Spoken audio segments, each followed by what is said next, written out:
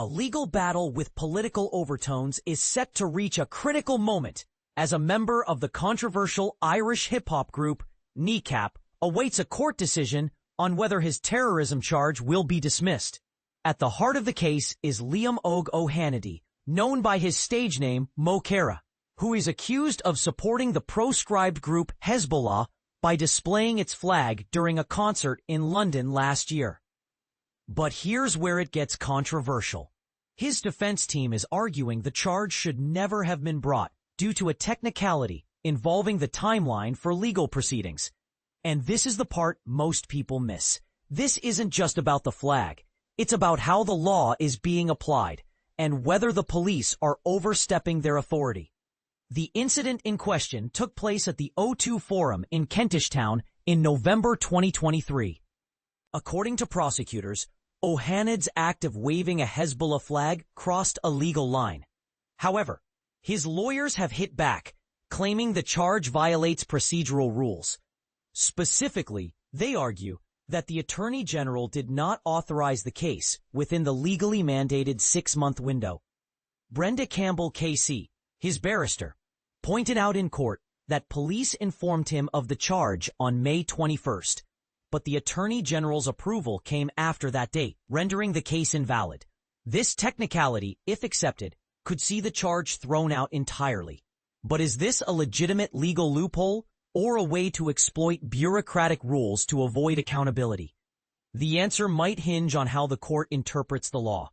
Adding fuel to the fire is the Metropolitan Police's decision to restrict Kneecap fans from gathering near the Woolwich Crown Court. The force cited a Section 14 order, a legal tool used to prevent public disorder, to bar supporters from the area. Kneecap, however, called this move petty and politically motivated. In a public statement, the group accused the police of trying to discredit our supporters and limit visibility of their fan base, which has drawn hundreds to previous court dates with flags, banners, and loud solidarity. This is a calculated political decision, they argued, designed to paint our supporters as troublemakers. But critics might ask, is this really about security, or is it about silencing dissent? The line between managing crowds and suppressing free expression has never been thinner. The case has already sparked heated debates. Supporters of Kneecap see the charge as a witch hunt against artists expressing political views, while others argue that displaying the flag of a designated terrorist organization, even in a protest, crosses into dangerous territory. The group's stance is clear. They believe the legal system is being weaponized against them. Yet, the question remains, should art and activism be protected under the law, even when symbols of conflict are involved?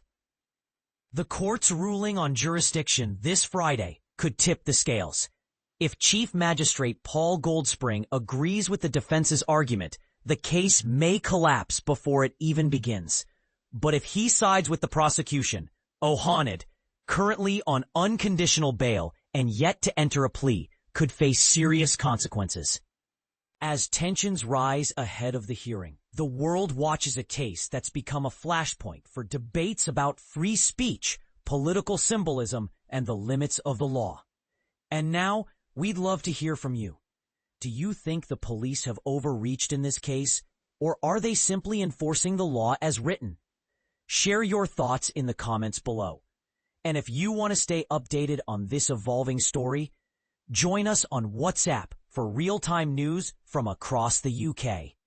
Just scan the QR code or follow the link to ensure you never miss a beat.